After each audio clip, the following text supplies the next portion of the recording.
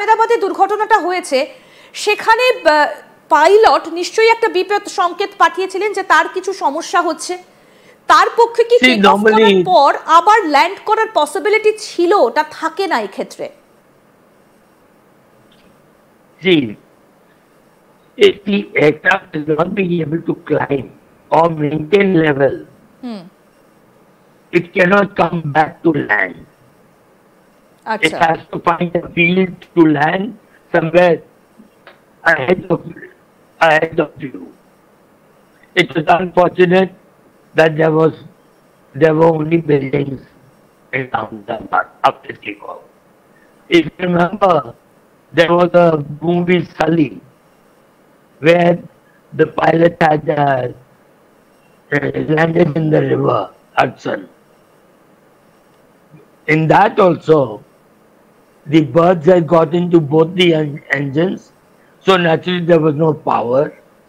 It could not maintain the level.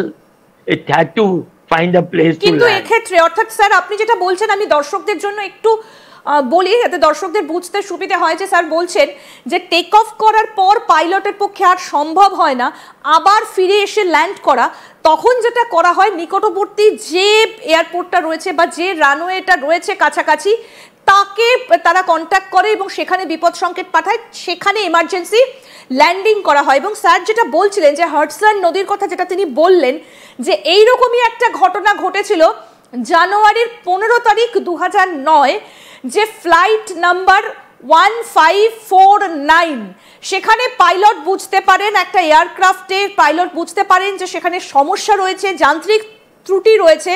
US এয়ারবেসের সেটা aircraft ছিল এবং হাডসন নদীতে সেখানে ল্যান্ড করিয়েছিলেন পাইলট এবং সেটাকে খুব বিচক্ষণতার সঙ্গে পাইলট সেটাকে হাডসন নদীতে ল্যান্ড করিয়েছিলেন এবং কারো মৃত্যু হয়নি এবং খুব সুস্থভাবে সকলকে রেস্কিউ করা সম্ভব হয়েছিল। সাধারণভাবে যেটা বলছিলেন আমাদেরকে ক্যাপ্টেন কোহলি যে এইগুলোর ক্ষেত্রে যেটা হয় পাইলট বোঝার চেষ্টা করেন যে তার কত কাছে রয়েছে নিকটবর্তী এয়ারপোর্ট বা রানওয়ে, সেখানে রাডারের সঙ্গে যোগাযোগ করা হয় এবং তারপর সেটাকে এমার্জেন্সি ল্যান্ড করানো সম্ভব হয়। কিন্তু এখানে কোনো নদী পর্যন্ত পৌঁছানোর বা কোনো জলাশয় পর্যন্ত পৌঁছানোর সময় ছিল না। ক্যাপ্টেন কোহলি আরেকটা বিষয় একটু আপনার কাছ থেকে একটু জানতে চাইবো যে যখন পাইলট বুঝতে পারেন যে কোনো রকম সমস্যা হচ্ছে, ক্র্যাশ করে যাচ্ছে বা আস্তে আস্তে ফল হচ্ছে এয়ারক্রাফটের, তখন পাইলট কি করেন সাধারণত? Well, then you have to find the best option where minimum damage has to take place. Because like I remember, there was once one Dakota which took off from Safdarjung Airport. Achha.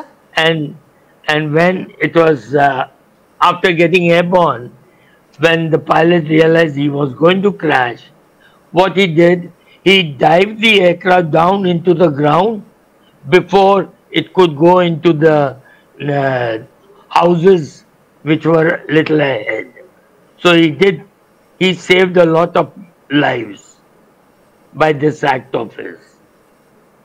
ঠিক sir, আপনি দীর্ঘক্ষণ এই জায়গাগুলোতে দীর্ঘদিন আপনি অনেকক্ষণ ধরে দেখেছেন, আজকের এই দুর্ঘটনাটা ওয়াচ করেছেন এবং এই জায়গাগুলোতে আপনার ফ্লাই করার অভিজ্ঞতা রয়েছে।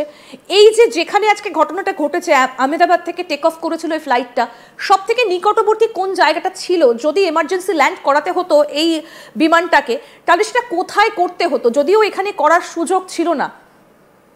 No, madam, he had no, his luck was out.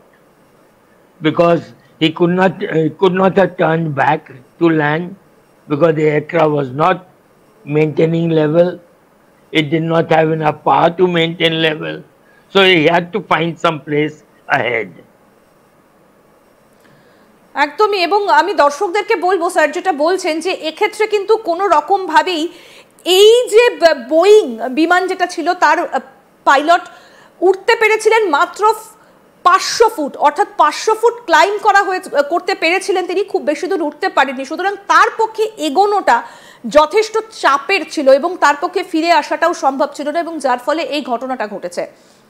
এবং এবার যে জায়গাটাতে যাব, খুব ইন্টারেস্টিং একটা বিষয় নিয়ে এবার আলোচনা করব ক্যাপ্টেন কোহলি। এই মুহূর্তে দাঁড়িয়ে যেটা আরেকটা বিষয় যে এখনকার যে ফ্লাইটগুলো হয় সেই সবগুলোর মধ্যে সবগুলোই কিন্তু কম্পিউটারাইজড, কম্পিউটারের মাধ্যমে সবগুলোই চলে, সেগুলো আপনিও খুব ভালো করে জানেন, সেই ফ্লাইও আপনি করেছেন।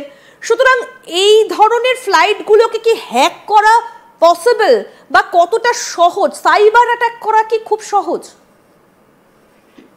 Well, that technical part I don't know, but I don't think anybody will be able to hack. Because if there is any problem like that, I can always disconnect the autopilot, all the auto services, and take over manually. আচ্ছা, অর্থাৎ আপনি বলছেন যে manually এটাকে take over করে নিয়ে কিছু একটা করা যেতে পারে। কিন্তু এই যে এই একটা বোয়িং বিমান যেটা যেটা এত দূর ট্রাভেল করছে, সেটাকে ম্যানুয়ালি কি করে নেবে?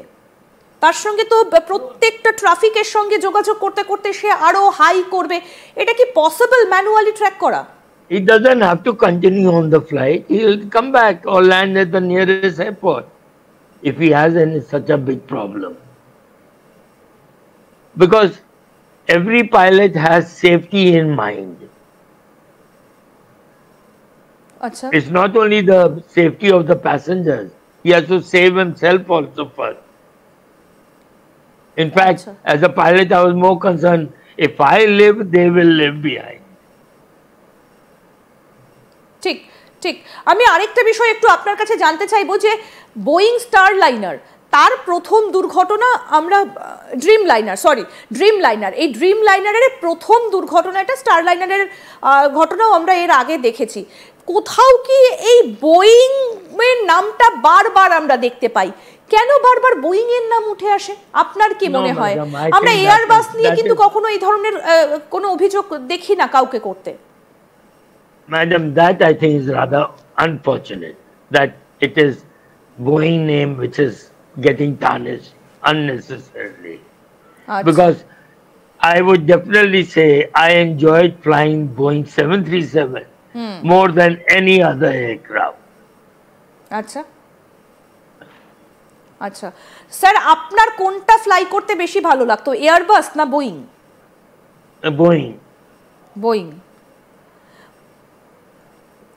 তার মানে আপনি যেটা বলছেন যে দুর্ভাগ্যবশত বোয়িং এর নামটা সবসময় চলে আসে এই দুর্ঘটনার ক্ষেত্রে, সার্টিফিকেট আবার আপনি বোয়িংকেই করছেন, যে আপনার বোয়িং ফ্লাই করতেই বেশি ভালো লাগতো সেই ককপিটে বসতেই। I enjoyed flying the Boeing more than any other aircraft. Because that aircraft, কারণটা কি sir? that craft, you enjoyed the flying part. আচ্ছা। Because this Airbus, it is so automated that you normally don't use your skill actually as such. Skill অর্থাৎ আপনি